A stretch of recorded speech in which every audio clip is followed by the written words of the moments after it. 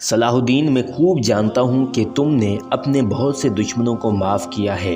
اگر سنان کو بھی معاف کر دو گے تو یہ تمہاری اعلیٰ ظرفی کا ایک اور عظیم و عالیشان مظاہرہ ہوگا۔ دوسرے یہ کہ میری بات بھی رہ جائے گی۔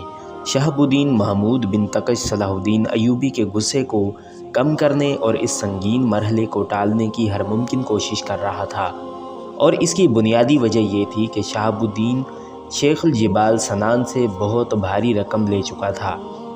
اپنے حقیقی ماموں کا ملتجیانہ انداز دیکھ کر صلاح الدین ایوبی کا لہجہ بھی بہت نرم ہو گیا۔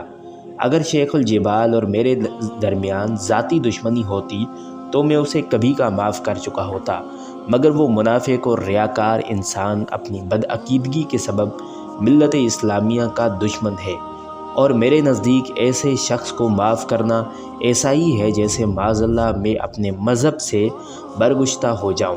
شیخ الجبال ہر حال میں واجب القتل ہے۔ شہاب الدین محمود بن تقش نے حشیشان کے امام سنان کو بچانے کی آخری کوشش کی۔ چلو میں تسلیم کیے لیتا ہوں کہ شیخ الجبال راہ راست پر نہیں ہے، لیکن اگر میں سفارش کروں کہ تم سنان کے خلاف جارحانہ کارروائی بند کر دو اور اسے اس کے حال پر چھوڑ دو تو میں مذہبی معاملات میں اپنے مرحوم والدین کا بھی غلط حکم ماننے سے انکار کر دیتا۔ آپ تو پھر بھی ثانوی حیثیت رکھتے ہیں۔ یہ کہتا ہوا صلاح الدین ایوبی اٹھ کھڑا ہوا۔ اس کا لہجہ سخت تھا اور چہرے سے شدید ناگواری جھلک رہی تھی۔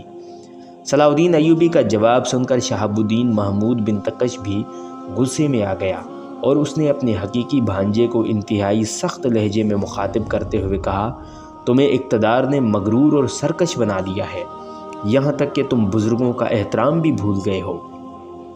صلاح الدین ایوبی جاتے جاتے پلٹا اور بہت مؤدبانہ لہجے میں بولا، میں بزرگوں کا احترام نہیں بھولا ہوں، مگر آپ کے دل سے یقیناً خوف الہی رخصت ہو گیا ہے، ورنہ ایک دشمن اسلام کی حمایت میں اتنے سرگرم نہ ہوتے۔ حق تعالیٰ میری بدگمانی کو معاف کرے۔ مجھے یوں محسوس ہوتا ہے جیسے آپ نے آخرت کے بدلے دنیا خرید لی ہے، وہ دنیا جو انتہائی بے وفا اور سخت بے اعتبار ہے۔ یہ کہہ کر صلاح الدین ایوبی کمرے سے نکل گیا۔ بھانجے کی طرف سے سخت انکار سن کر شہاب الدین محمود بن تقش سخت پیچ و تاب میں مبتلا تھا۔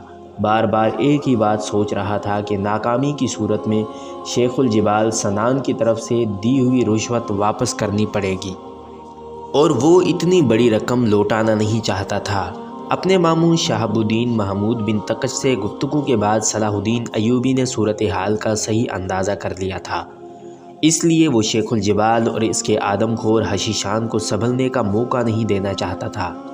والی مصر 5000 منتخب سپاہیوں کو لے کر شام کے پہاڑی علاقے کی طرف بڑھا، جہاں باطنیوں کا مضبوط مرکز تھا۔ صلاح الدین ایوبی کے ساتھ وہ شاہ سوار تھے جو گوریلا جنگ کے ماہر ہونے کے ساتھ ساتھ پہاڑی علاقوں میں بھی لڑنے کے ماہر تھے۔ شیخ الجبال سنان اپنی زمین دوز پناہ گاہ میں مسرور بیٹھا تھا۔ اسے یقین تھا کہ شہاب الدین محمود بن تقش کو اتنی بڑی رشوت دینے کے بعد وہ اور اس کی جماعت صلاح الدین ایوبی کی یورشوں سے ہمیشہ کے لیے محفوظ ہو جائیں گی۔ پہاڑوں کے درمیان یہ زمین دوز پناہ گاہ دراصل شیخ الجبال کی وہ زیر زمین جنت تھی جو اس نے اپنے امام حسن بن صبا کی تقلید میں قائم کی تھی۔ پہاڑی چٹانوں کو کاٹ کر ایک ہموار میدان بنایا گیا تھا، پھر اس پتھریلے میدان میں زرخیز علاقوں سے لا کر مٹی ڈالی گئی تھی، اور اس طرح ایک انتہائی دلکش سبزہ زار بنایا گیا تھا۔ حسن بن صبا کی جنت کی طرح شیخ جبال کی جنت ارضی بھی دودھ اور شہد کی نہروں سے بہتی تھی، اور ہر طرف خوبصورت عورتوں کی ٹولیاں محو خرام رہتی تھیں۔ یہ وہ حوریں تھیں جو رقص و ثروت کے ذریعے شیخ الجبال اور اس کے معتقدین خاص کا دل بہلایا کرتی تھیں۔